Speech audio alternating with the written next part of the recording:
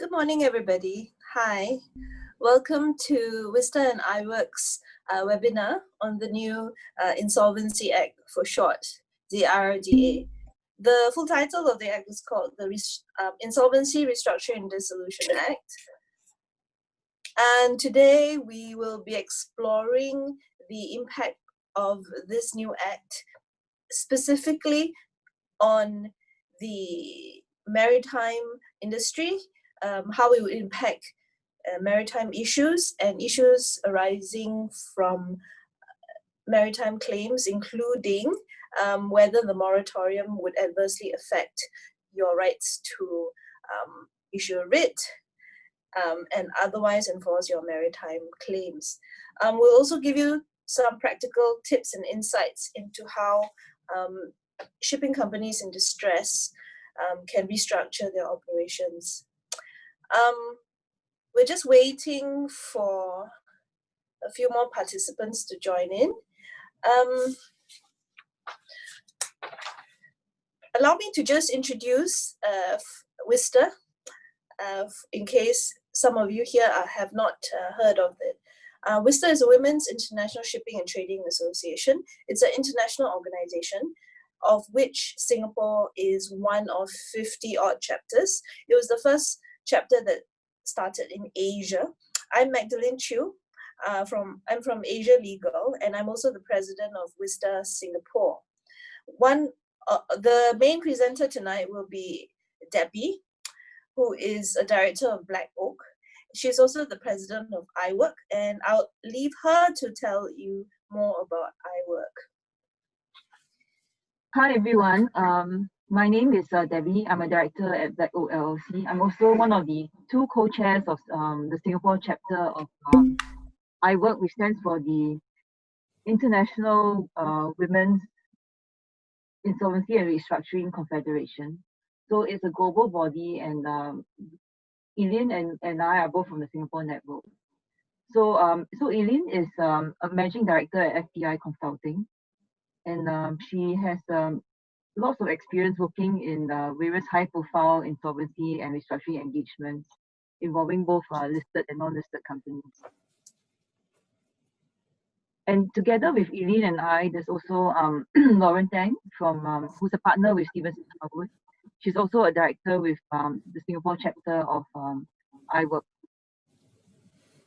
And another panelist you'll hear from is Yong, who is a partner at Stephenson Harwood and a committee member of WISTA Singapore. For this webinar, if you wish to ask questions later on, we would be grateful if you could type them into the Q&A option. If you, however, wish to ask your question out loud, then maybe you can say in the Q&A that you'd like to speak, and then we will unmute you at the appropriate time.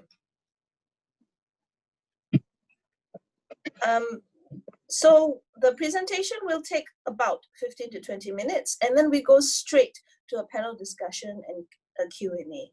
So without further ado, we will let Debby do her presentation. Thank you. Okay, I'm just trying to figure out how to share my screen.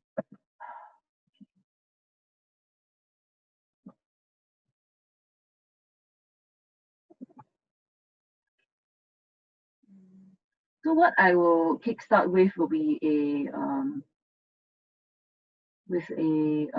maybe a brief overview of the various regimes in Singapore.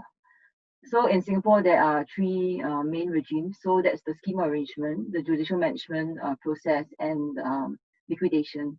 So I think on a very entry level kind of introduction, so the three processes kind of like correlate to different stages of cancer. That's how I like to describe it. So schemes arrangements will be for companies which are like early stage of insolvency. So then followed by judicial management. So that's like stage 2, stage 3 cancer, where the financial situation has deteriorated a bit more. And then there's the final stage, which is what I call terminal insolvency. That's liquidation. So I thought maybe just as a refresher, we can go through like the three various mechanisms in Singapore. So starting off with schemes of arrangement. So this is actually a very versatile process. It's not only used for insolvency. It can be used for takeovers and mergers. But of course, I mean, our focus here will be for in an insolvency context. So this is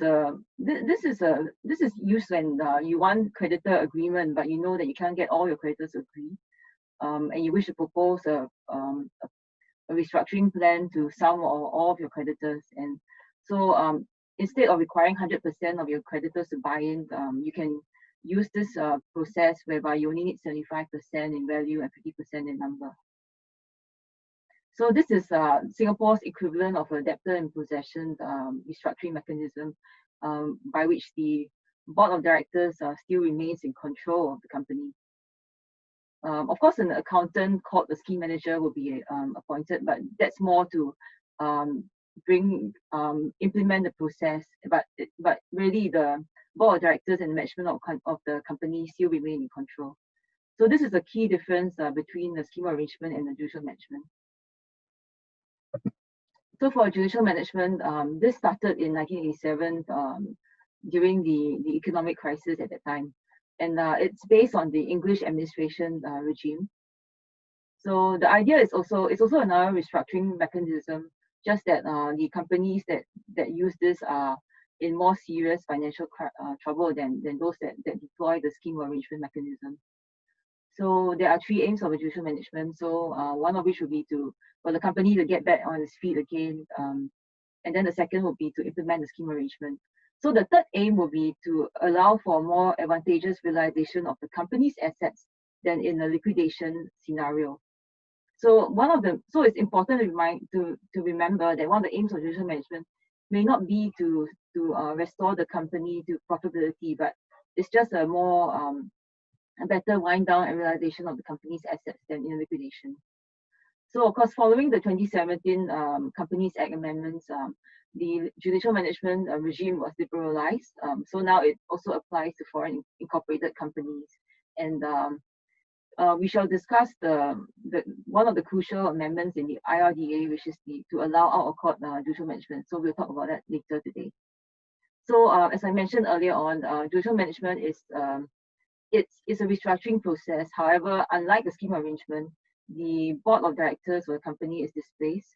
So a court-appointed officer, who is usually an accountant, will be appointed to run and manage the company, and he or she is given very wide powers.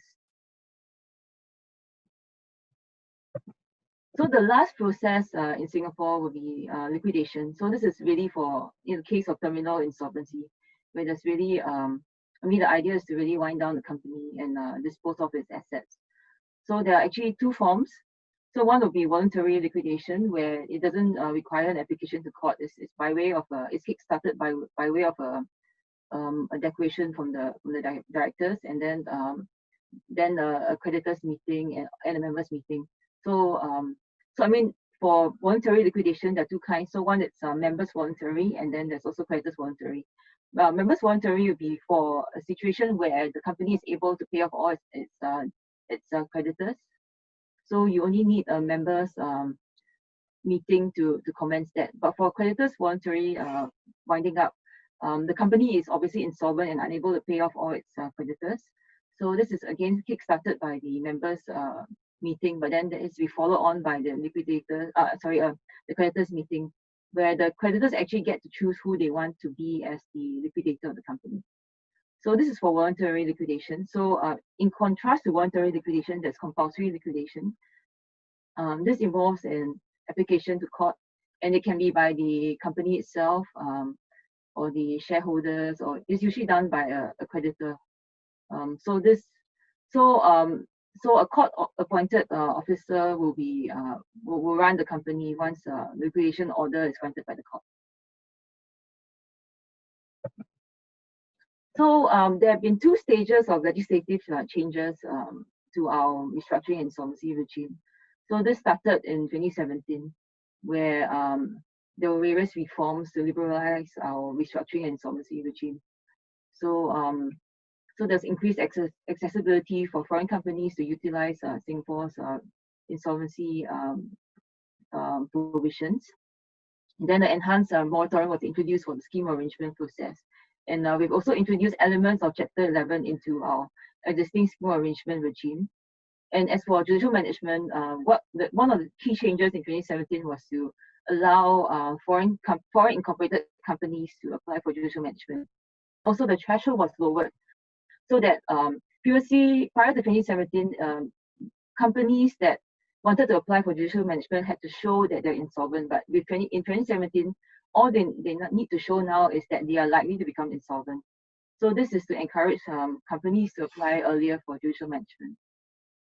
Also, as I mentioned, rescue financing. This is again a US concept that was incorporated into our Singapore regime. And last but not least, we also adopted the UNCITRAL model law on cross-border insolvency. So that will be also discussed during our panel discussion today. So the focus of today is actually the IRDA. So that was actually assented to in Parliament in 2018, but it's taken us two years for this to come to effect because of the 48 pieces of subsidiary legislation that we had to go through and put together. So it did take a while for this to be implemented. So we won't be going through all the elements of the IRDA today, but we'll go through some of the more important ones.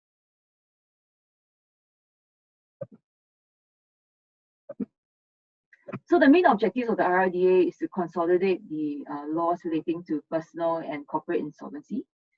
Because there's a lot of overlap between the two, and previously I think we had to refer separately to the Bankruptcy Act and the Companies Act, and then there were also there's also subsidiary legislation which incorporates part of the Companies Act into parts of the Bankruptcy Act into the corporate insolvency regime. So that was quite confusing at times. So the IRDA helps to consolidate all of this, and the Bankruptcy Act as a result is repealed, and everything is placed neatly into one act in itself. And of course, the corporate insolvency provisions have been taken out from the Companies Act and placed into the IRDA. And the other objective for the IRDA is to enhance the existing restructuring and insolvency regime in Singapore. And we'll talk about some of the key changes today. And lastly, is to also establish a regulatory regime for insolvency practitioners by way of a licensing process. So as I mentioned about consolidation, the IRDA is an omnibus act that consolidates both personal and corporate insolvency. So the 2017 provisions, amendments to the Companies Act, and together with the existing provisions on liquidation and judicial management, they've all been taken out and placed into the IRDA. So this consolidation actually allows for a more unified approach, as I said, and there's no need to cross-refer to different separate acts. So the first key change that we'll talk about will be ipso facto clauses. Ipso facto means by the very fact in Latin. So basically these are clauses which allow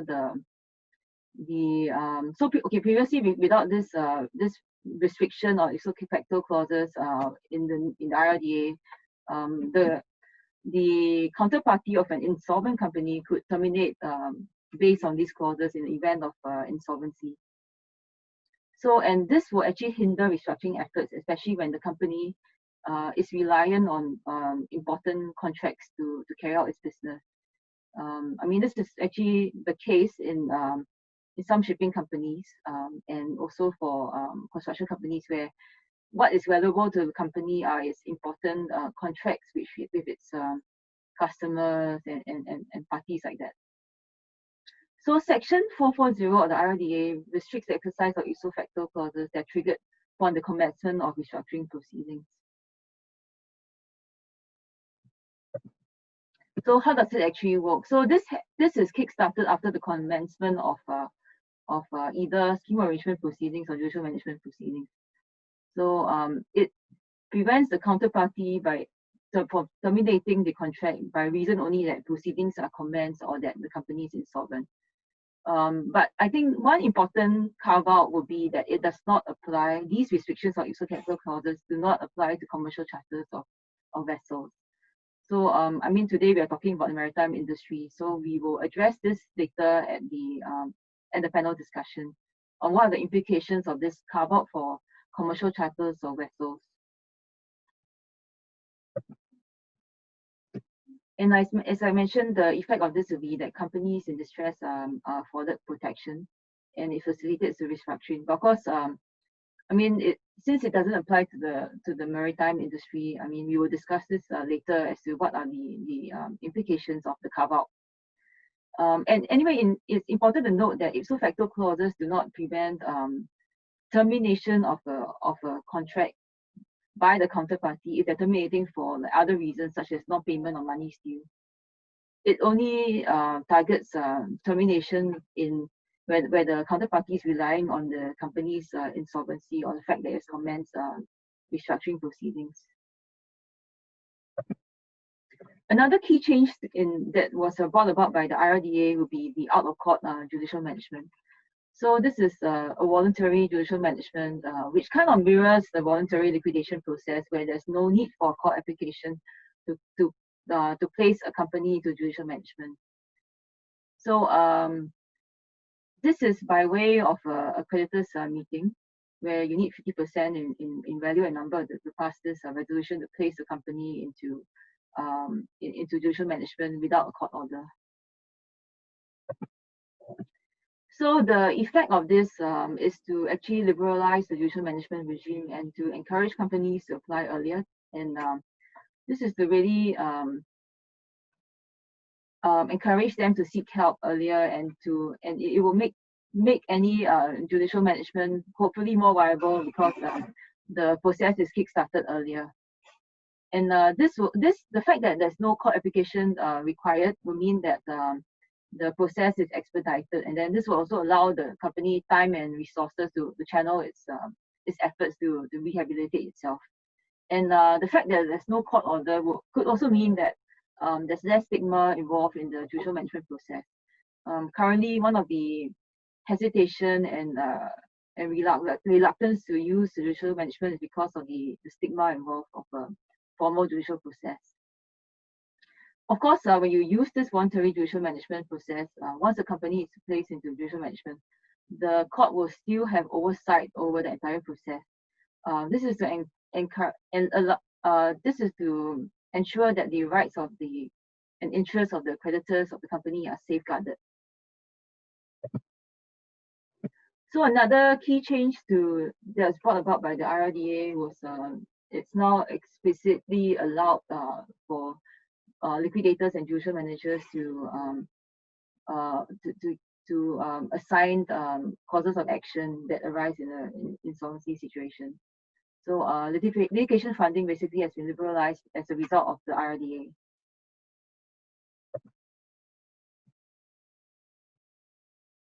So this is by way of seeking authorization of the court or the committee of inspection.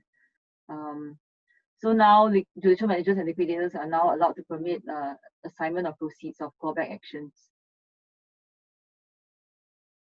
So previously, without these amendments, what we had to do was to apply to court based on common law principles. So I think the first matter that did this was Ray Vanguard. So that's a shipping company.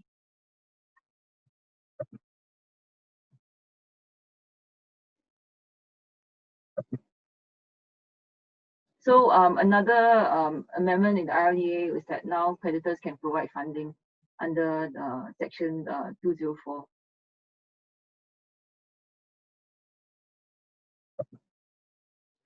So another change that was introduced by way of the IRDA would be the new concept of wrongful trading.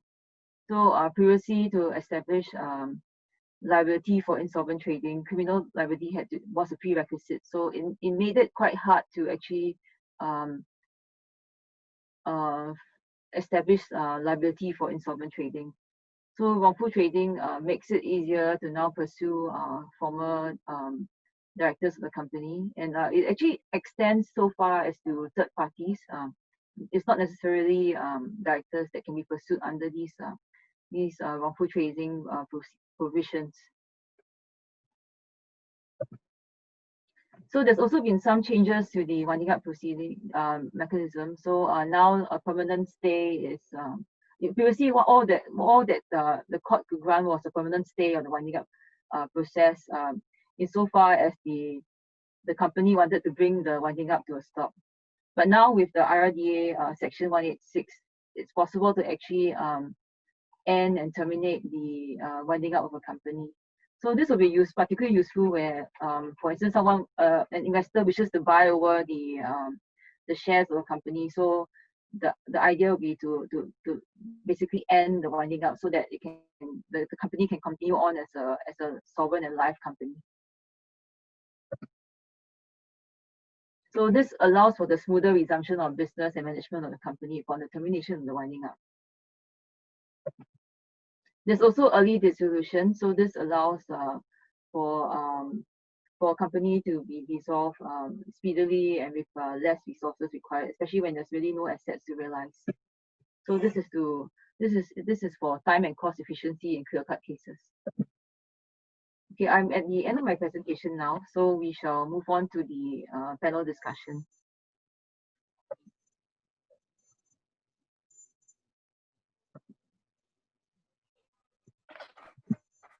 Thanks, Debby. Let's kick with some questions and they deal mainly one series of questions deals mainly with the restrictions on the operation of IPSO. Just let me read the question for the benefit of the panelists and the audience. Does Section 440 also bite contractual provisions entitling a party to suspend performance of its contractual obligations upon the occurrence of an ipso facto event with the counterparty? Debby, would you like to take that, or maybe Lauren? Maybe let Lauren take that first. Sure. Yes, I think it does, because if you look at the section 401B, it says that it impacts on any attempt to modify any right or obligation of under any agreement. So I do think that suspending essentially is modifying the right to payment. So the short answer is yes. And just to add on, because looking at this section 440, what I thought was also interesting is that this section restricts any claim to accelerated payment. And I do think that's quite important because in a lot of the loan documentation, shipping loan documentation, you always, often than not, upon an event of default, will have the ability to accelerate payment. So that's one thing that we should take note of.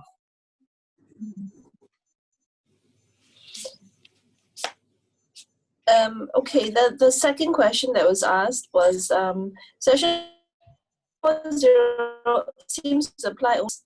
So if an ipso facto clause allows a party to terminate if he has reason to anticipate that the other party has become insolvent or commence judicial management proceedings, would such a clause remain valid?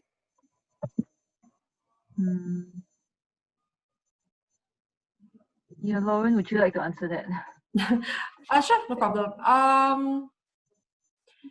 I think it will not, if the ipso facto clause allows a party to terminate, let me just look at the question.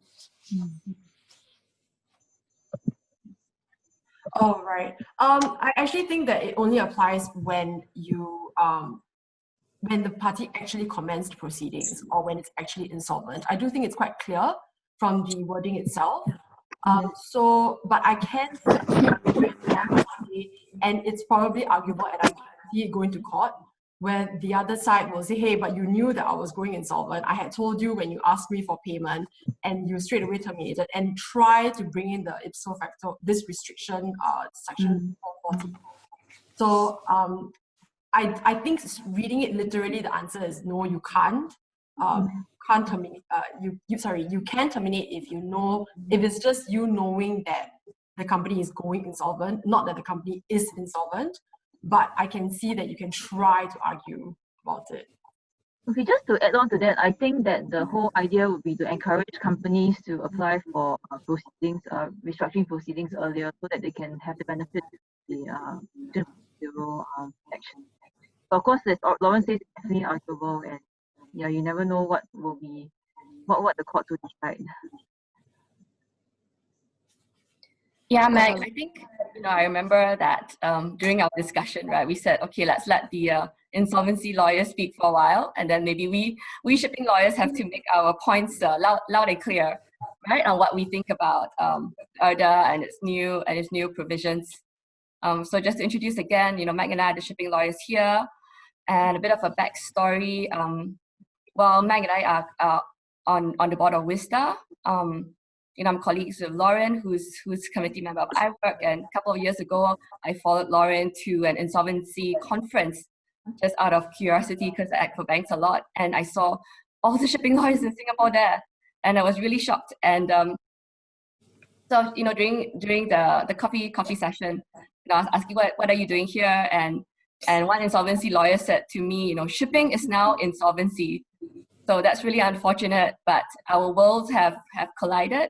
And I think the view of the shipping lawyers is that while insolvency has been developing the last few years, insolvency has developed in such a way that it does not take into account, the deep and significant history and the jurisprudence of Admiralty law. Correct, Magdalene? So that's our view. Yes, this was quite a heated debate after the amendments to the Companies Act in 2017. So in 2018 and 2019, I think particularly in 2018, there were I remember we had WISTA also organized something about this issue. It was like the insolvency regime versus the Admiralty regime, because they appeared to conflict in terms of which claims get priority, which claims can proceed and are restricted. And well, since we're on this topic, let's jump right into it. Yeah, so Meg, I think, I think the insolvency practitioners or the lawmakers after this debate over the last couple of years have decided that they'll make two compromises for the Admiralty lawyers, right, or the Admiralty bench. I'm going to comment on these two compromises and what we think of them. So first would be the exception to the moratorium. So the one thing that is super sacred and important in shipping is the ability to arrest vessels, right? Because the vessel is the most important asset. Most shipping companies would organize themselves into SPVs where the vessel is pretty much the only asset. So to us shipping lawyers, the ability to chase and arrest that vessel is super important. But the idea of having a moratorium and not being able to arrest the vessel is that's just unthinkable. And how can that be the case? So in the new IRDA, there is now an exception, which says that, in the discussions, right, Parliament has recognized, in a debate, recognized that the current practice in urgent cases for in-rem writs and application, in-rem writs when they're being filed, is for the claimant to also make an application at the same time of the filing of the writ for leave to file that writ. And therefore, in the new IRDA has put in an exception saying that, okay, despite there being a moratorium, right, moratorium for the schemes and for judicial management, the filing of the writ itself is not prohibited. And Parliament's view is that, okay, that solves your previous problem of having to apply for leave. But Magdalene and I were having the discussion, and we've all filed writs during moratoriums. We've all been guilty of that because we think that, it's better to ask for forgiveness later than to ask for permission. And I asked Magdalene, have you ever sought leave before? Because I've never sought leave. And what's the answer? And then the question is why? It's kind of like my children, right? They rather just do it first and then ask for permission later on. The reason why we don't want to seek leave is that the answer could be no. You go to court, you end up before a judge who's maybe not an insolvency judge or an AR, and then you don't get the leave.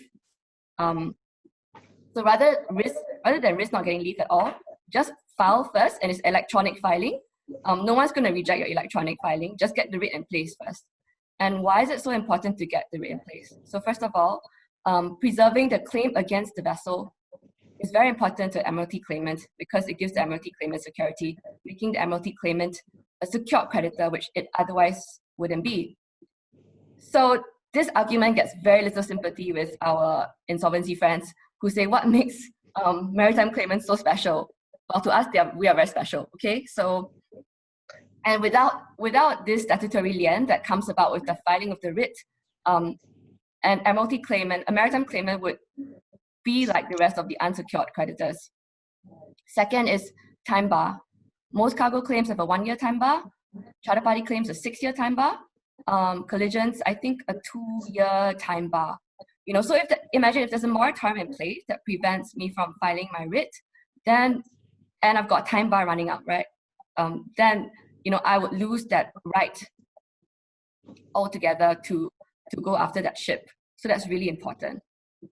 Third of all would be against change of ownership or redelivery under a bareboat charter. So, you know, Admiralty law is interesting that way, as in I can arrest the vessel if the person who is liable in personam as at the time I have the claim is that still owns or still bareboat charters the vessel at the time the writ is filed, right? But halfway through, if there's a change in ownership or if there's a redelivery under the bareboat charter, I can no longer go after that vessel. I can still go after that person, right? But that person could be nothing. It could just be an operator that owns no assets. What I want to do is to go after the vessel. So imagine if there's a moratorium, and in the time of the moratorium, you know, that bareboat charters are terminated, or let's say ownership of the vessel changes, then I would have lost that right entirely. So it's actually really important that I can file my writ. So thank you to the insolvency people who drafted this legislation for now allowing us to file our writs with peace of mind, not, you know, without any guilty conscience. However, leave still needs to be applied for to continue the proceedings. So you can file your writ, but if you actually want to take the next step to arrest the vessel, you still have to go and apply and obtain leave, which frankly I don't think will be easy to get. The second point would be, second compromise I see being made would be the ipso facto restriction, right? So as Debby was sharing, there's now an ipso facto restriction such that no person may terminate an agreement, claim accelerated payment or forfeiture of the term under agreement or modify any right obligation under an agreement by reason that the company had commenced restructuring proceedings or that the company is insolvent. Again, there's an exception for commercial charters. She put it in quite small font in her slides, so I'm now saying it aloud here. There's an exception for commercial charters, and thank you for the compromise, but frankly, I'm not sure how useful that compromise is. So looking at the debates, right, according to the minister said, why are commercial charters excluded? And reason is exclusion of certain contracts is required because the government recognizes that restricting the application of ipso facto clauses in certain categories would have a disproportionately adverse impact on markets. I'm not sure what that means. So Minister said, in the shipping context, there are many standard form chartering contracts issued by BIMCO, which specifically have ipso facto clauses, allowing a party to terminate if there's an order being made or resolution passed for the winding up, dissolution, liquidation, or bankruptcy. So if the restriction under Section 440 is to extend to such contracts, it may have repercussions to Singapore's status as a shipping hub, given that in some of these standard form contracts, Singapore is being chosen as the potential dispute resolution forum. So that's very nice and all, having consideration, you know, to the feelings of the people in shipping, that Singapore, where we want to preserve Singapore as a shipping hub. But however, does it actually make sense? You know, I invite my insolvency friends to respond later on, but these are our views. So first of all, to a charterer, right, it makes no difference even if the ipso facto restriction is applied, because typically an insolvent charterer would most likely not be able to pay charter hire anyway. Therefore, the owner would still be terminating for non-payment. So even if the owner can't terminate for, say, the charterer going into insolvency protection, right? The fact that the charterer has to go into insolvency protection means that the charterer is most likely not paying you charter anyway. And the payment of charter in the shipping context is also sacrosanct. Non-payment of charter hire most likely means repudiation, most likely leads to ability to terminate the charter. So it's a breach that allows for termination anyway. However, now put yourself in the shoes of an owner who's struggling, okay? If you're an owner, you're struggling, you want to operate your vessels, right? But now, but you have an ipso facto clause in your charter. And with the ipso facto clause, you go and seek some sort of insolvency protection because you are struggling a bit, because these are hard times. But with the ipso facto clause, your charters can now terminate the charter. And then you, owner, would then lose the charters which are so valuable to you in keeping afloat. So the owners who are the ones who really need this ipso facto restriction, yet Parliament has decided that these ship owners are not going to get this protection. So again, I say this is a compromise that I feel doesn't actually necessarily help shipping. So Magdalene, I've said my bit for the shipping side. I've actually got one more point, but it's one of the answers to the questions that have been emailed to us, and maybe I'll address that later. Just to add on and to elaborate a bit on what on the points Michelle raised. Under the old regime, there was doubt about whether you could file your MOT writ. And as how Michelle explained, filing of the writ has certain consequences for maritime claims that are very important. So I'll let Debbie and Lauren respond. But the other thing that occurs to me is under the old regime, there was also a restriction once the moratorium was in place, not only on commencing or proceeding with legal proceedings, but also on terminating leasing arrangements once a moratorium is in place. So that may cover termination of bareboat charter parties, because bareboat charter parties is essentially a leasing arrangement. So that was under the old regime, where once a moratorium is in place, the owner, even though they're not being paid charter, or for any other reasons under that entitle them to terminate under the charter party agreement, could still be restricted because it would be in essence terminating a leasing arrangement. What are your views on that, and what's that situation under the IRDA? Over to you. Lauren, would you like to go first? Well, I think the question that really is, why are we giving the Admiralty law so much preference, maybe is the right word. Well, I can see why, because you see, unlike normally in a legal proceeding, right, when you file a writ, it doesn't have the same kind of effect that Admiralty law does. So I can appreciate that point in the sense of, in the re-arrow case, I think that's where it said that when you file a writ, you basically get the status of a secured creditor. And this is unlike, at least to my knowledge, if it was, say, a construction matter and a construction claimant filed a writ, you certainly don't become a secured creditor overnight just because you file a writ. So I can see why this, in that sense, the Admiralty law was given that allowance now under section under the ipso facto and everything to just essentially, under the moratorium to file right now. So I can see that. I can see Michelle getting very excited if they allow, now that they allow it, because in previous situations we've always been wondering, what are we going to do? Can we actually file? And I think one question I think that's what Michelle was referring to. Somebody had asked, extraterritorial moratorium. Then the question that actually I start thinking about is, then can you file overseas? And you know, I think that I'll leave Michelle to deal with that. But I think overall, on what everyone is saying, does this IRDA give the Admiralty law some benefit? I think it does.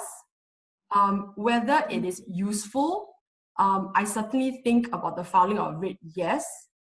But I think, Michelle, you were mentioning just now that the other one on the ipso facto, the commercial charters, it's a bit maybe not. But what I would say simply is this ipso facto restriction, right, was actually modeled upon Canada. And if you look at the Canadian legislation, right, they don't even have this exception. They only have 2 exceptions, and it doesn't touch commercial charters at all. And this is taking into account that Canada, one of its biggest industries is oil and gas, and yet they don't give this exception. You know, if you look at, say, nearer to us in Australia, they also have this ipso facto restriction right now. And it also does, like Singapore to some extent, have the charter exception, but it's much narrower than Singapore's one. So for example, Singapore's one is commercial charters of a ship. So it's like everything, I mean, bareboat, you know, time charter, voyage charter, whatever charter it may be, right? But the others is quite limited. The exception is only for a charter by an Australian national, Australian entity on a foreign ship, and it's for export only. So the reason for that was because they wanted to make sure that a Australian entity who is basically exporting will not be placed in a difficult situation where they can't terminate. That's the reason why. So to that extent, it may not. I can see why the Admiralty lawyers may say, oh, you know, it's not really a good compromise in that sense. But if you compare it to other jurisdictions, actually, I think Singapore is doing a pretty good job for the Admiralty law. Debbie, do you have anything to add? Sibling rivalry, you know. Yeah. You want after you? Or Yeah, sure. After. So I would say that, you know, the allowing the shipping lawyers to file the writs, right? I think that's important because, you know, it's time sensitive and your time bars are very short. So I mean, I agree with that. So, but just that the ipso facto carve out, right, it may not really help you. So as Michelle has explained, but I mean, because you can terminate if there's no payment of charter hire, and that's always going to be the case. Yeah.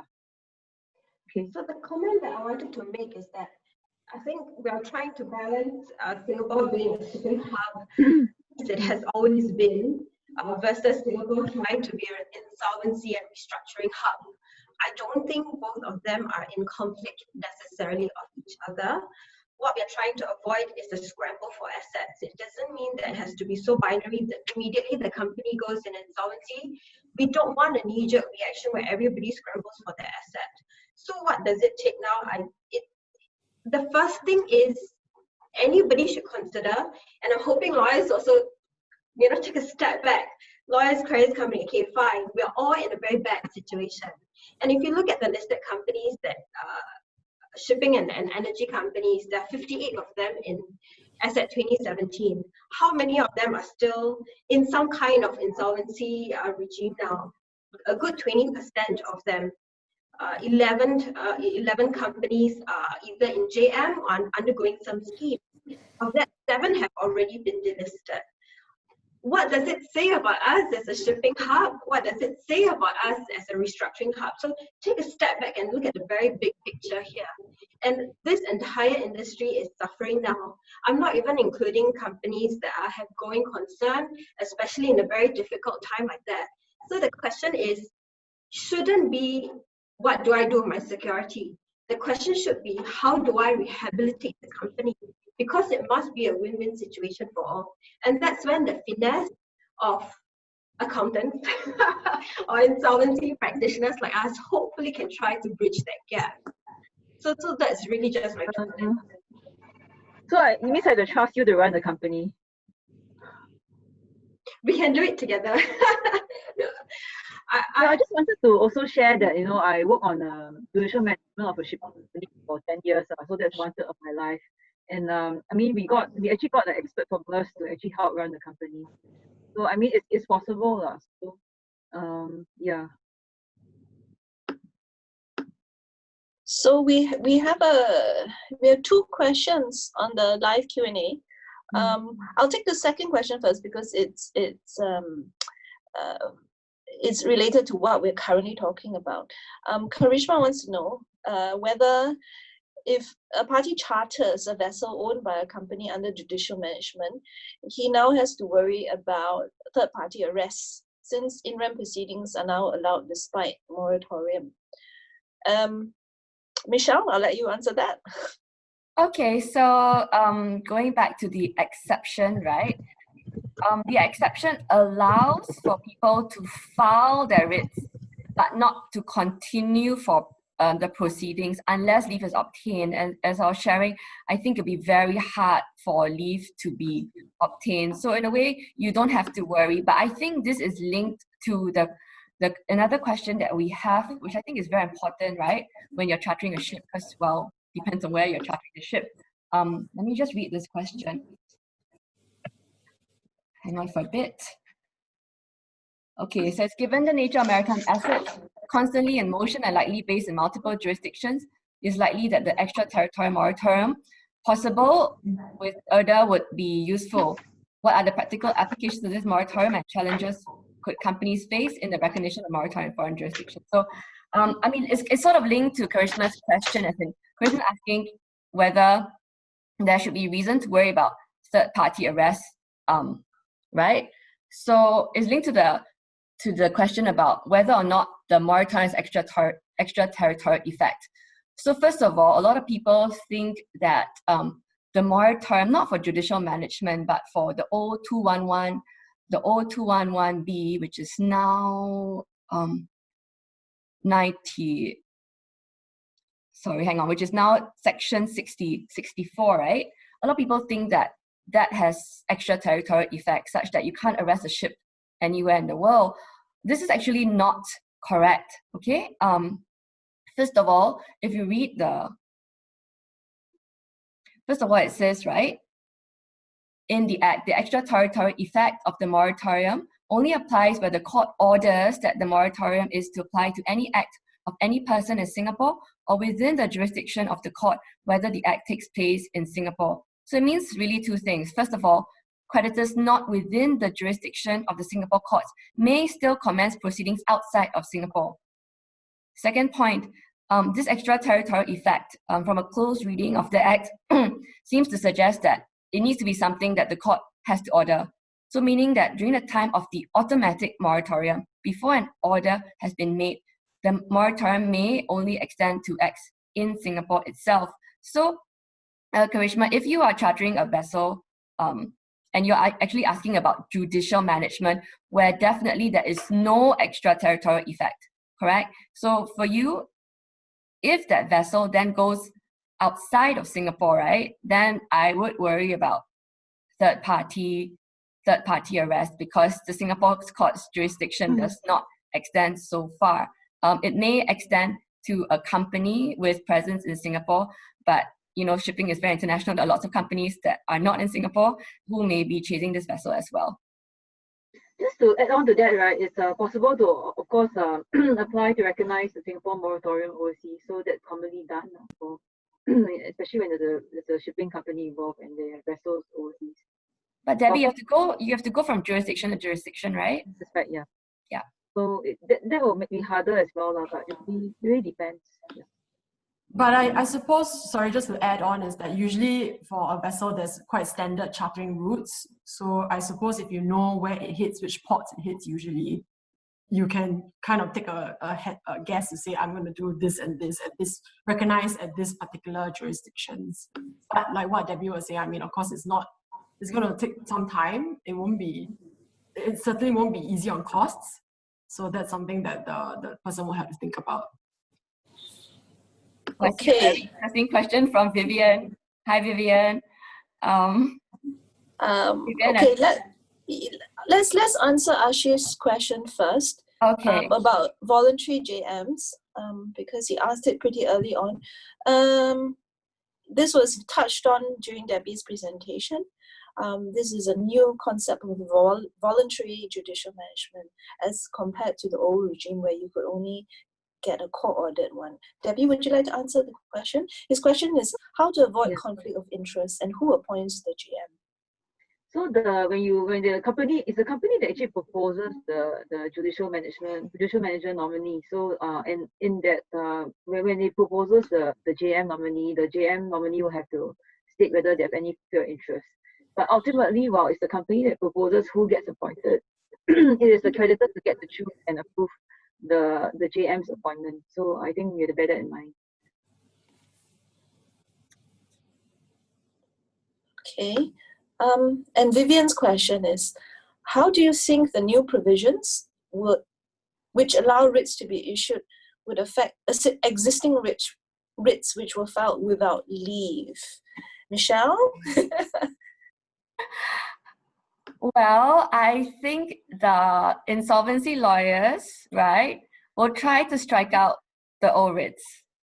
The Admiralty lawyers would argue that there needs to be consistency, and therefore they should not be struck out. I mean, there are also many arguments you can make. You could, Admiralty lawyers in wanting to file writs will all find all sorts of reasons for why the filing of writs under the old regime would not fall within the moratorium. We would say that it's an in-rem claim. It's a claim really that's against the vessel, not against the company. I mean, all sorts of creative arguments. So I would actually say that the insolvency lawyers would try to strike out. Admiralty lawyers would try to file for leave retrospectively, apply for leave retrospectively. Whether or not leave will be granted will depend on whether or not whether the application is heard before an Admiralty judge or an insolvency judge. So there's no answer to that at the moment. But I can see how an Admiralty judge would say, okay, those writs should stay, but insolvency judge would say, no, they should be struck out. We've got a comment here, which I think we're getting lots of comments and questions coming in the box, and there's one that's very interesting that says, and I think this is for Ellyn to answer. It says, how can anyone say a straight face that restructuring will rehabilitate a company? So that's I'm curious where the skepticism come from. The pure, it's not a case of restructuring doesn't rehabilitate the company. It is how the restructuring is done. Restructuring is and will always be the purpose to rehabilitate a company. So unfortunately, sometimes, and I think the track record so far is that whatever process that the company has chosen, I'm just taking the listed companies, for example, be it a scheme, be it the JM, it seems to be that it's been very long, protracted, and then for companies that were in JM, it seems to be like a soft touch liquidation or a slow and painful road towards that. But I think what we're all trying to do is to slowly change that, to put certain provisions in this act. For example, you have third-party funding, rescue financing, etc. Give us tools to make sure that this restructuring is a success. And I think do not have that skepticism or that it will not work out. It will work out if we all pull together. And I continue to have this hope that people should be able to work together to figure things out, because it can and will only be a win-win situation. I think we still have a bit of a way to become a hub, a restructuring hub. If we model our laws against the Chapter 11, their system there is so much more robust. They've been doing this for decades, and they have an ecosystem. We haven't had that ecosystem, but we are trying to develop one. So I think give this a shot, and we have to be able to get over the mindset that restructuring does not always necessarily mean that it's the end all or it will eventually lead to liquidation. It doesn't mean that. Having said that, there are success stories. So look at the success stories and how it was done, and not look at the companies that continue to struggle today. So Ellyn, on that note, what do you think a company should consider when it is in financial trouble and it has all these options available to it? What are the practical considerations it should have in mind? I think if let's say if it's between a scheme and a JM, let's forget about liquidation. Liquidation is just the last resort, right? I think the common mindset is that if a company if there is no longer trust in the management or there's fraud, you go in with the JM.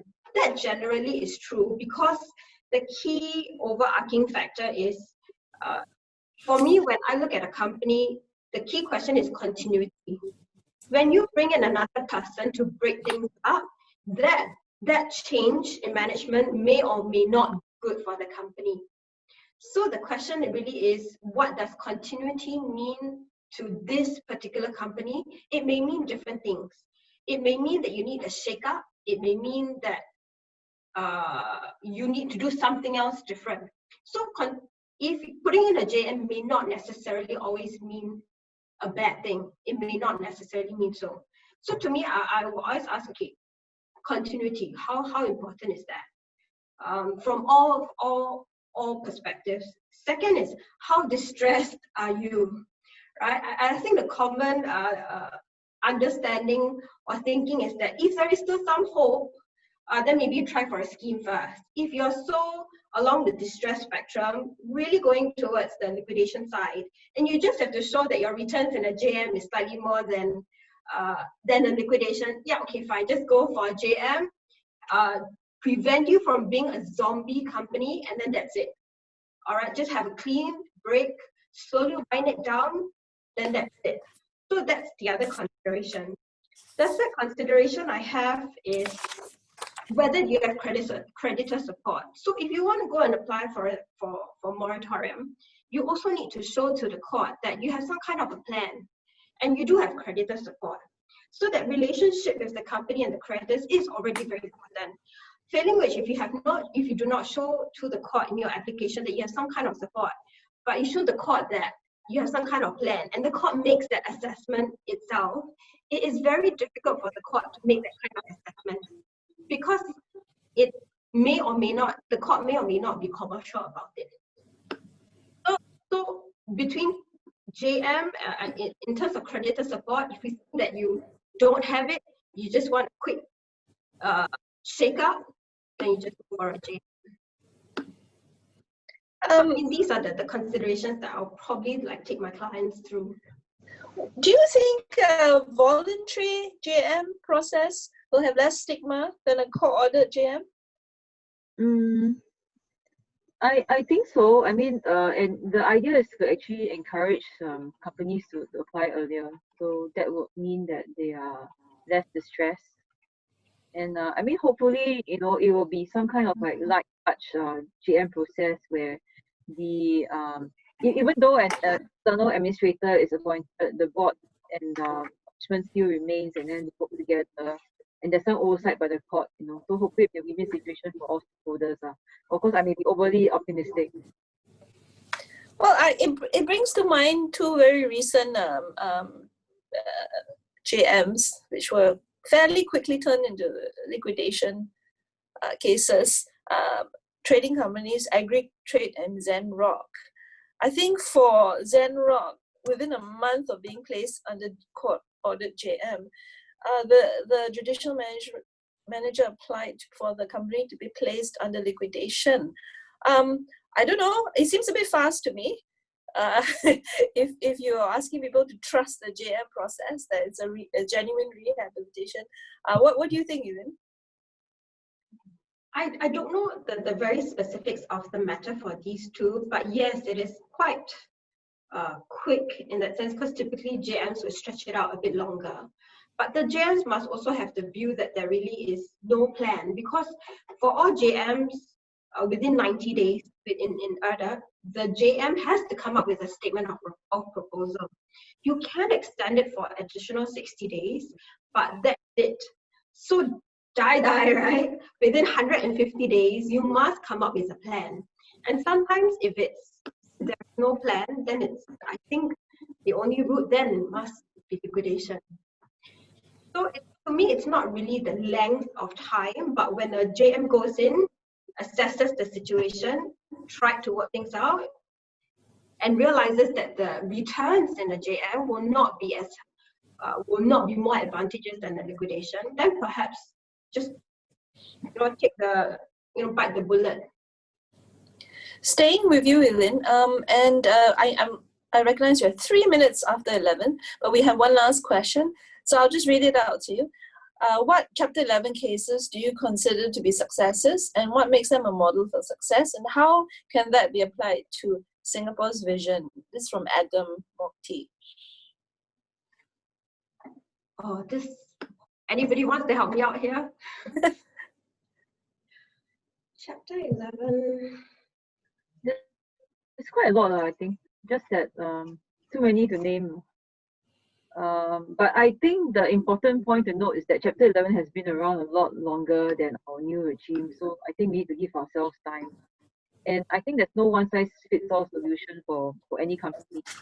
We can't say that we import Chapter 11 wholesale. Ours is different. We take on parts of it, it's constructed onto our existing process, which follows the UK Australian model. So I can't say, you can't just compare it just like that. Yeah. The other thing I also find quite common is, what's the definition of success? If the company survives, does it mean that it's a success? But if the company survives and all the creditors are so prejudiced, it was such an unjust restructuring, if you like, or unhappy restructuring, is that a success? I'm not so sure, for example. I mean, of course, there are live cases here in Singapore that I would like to talk about. But I think the definition of success, sometimes we need to think about it as well. So it doesn't necessarily mean that a company, there are various ways to restructure a company. And sometimes it's to let it die, spin it off, hive it off, break it up. That, to me, is a success too, because you're trying to return as much as you can to your stakeholders, to the creditors who were with you all this time. So I think the definition, probably you need to, I personally have different definitions about it. Okay. Yes? Yeah, so I just got one last question for our insolvency friends and Ellyn, right? And it's about, what if say, right, a vessel is not arrested, correct? And, what would a judicial manager of a company do with a vessel? I mean, would it sell it? And let's say there are, just using the insolvency lawyer's mindset about how maritime claimants should not be treated as secured creditors, then how would you then deal with this vessel? I mean, you sell it on your own, and or would you do some sort of court sale? It depends on, for me, a lot of these companies, I have to look at the portfolio of vessels that a company has. A lot of shipping, energy companies, MOE companies, they have a portfolio of vessels. I think the utilization rate is I think half of them not working. And even if those that are working, only like the utilization is like 50%. So I don't assess on a vessel by vessel basis. I look at the portfolio basis of all the vessels that I'm in control, right? So I think there are certain times where if that vessel, it's, for example, cold-stacked or whatsoever, let it go, fine, you can take it. Because there will be some dead weights that will drag the company down, and we just have to make the assessment. It doesn't mean that when I'm a JM there, I want to protect all the assets, none of you can do anything. I personally wouldn't take that view immediately. However, having said that, of course, it's the more valuable ones that will be first taken, right? The banks will probably look at that one is still earning money. I want to take the more valuable ones. Then the ones that are laid out and not working, that probably let the company deal with it. So it really comes down to negotiating with the creditors, it's having that conversation and not looking at what your rights are. It's looking at the income stream, looking at the finances, looking at the business plan, etc. So I wouldn't necessarily say, hey, don't touch it. let me think about it first. Yeah. Okay, thanks. I'm conscious of the time, and it's good habits to end on time. Of course, if you have further questions for the panelists, you can always email us. I think we'll round up in this way. I'll round up to the more maritime shipping people here, and I'll allow Debbie the last word on the topic. So I just want to say that if you're in the maritime sphere and you're new to all these provisions, don't be too intimidated, but do recognize that your traditional maritime rights may be affected and impacted. And the reason for this is because of this word you keep hearing, and in this webinar, the aim is compromise. There is some measure of conflict between your maritime claims and the desire of the insolvency regime to make sure there's fairness between all creditors, maritime and non-maritime. So there is, the aim is to compromise so that your claims will be impacted in some way or other. The details, I suppose, we need to leave it to see how it works out and how the court interprets some of these provisions. Over to you, Debbie. So my conclusion would be that, I mean, for the audience today, I mean, whether you are the advisor side or the company side or the creditor side, I think it's always best to seek help earlier and get advice as early on as you can. And I'll say that from my perspective, I'm quite sympathetic to the maritime and shipping lawyers. I mean, my brother's a shipping lawyer in Raja and Tan, so I mean, not really. While I see a sibling rivalry, I mean, I think we're all here to help each other. All right. It leaves me to thank all the panelists and participants as well, and attendees.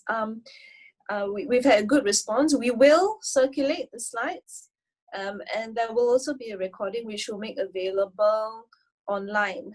So thank you all very much for attending, and subscribe to WISTA and IWORD's LinkedIn pages for our future events. Thank you very much.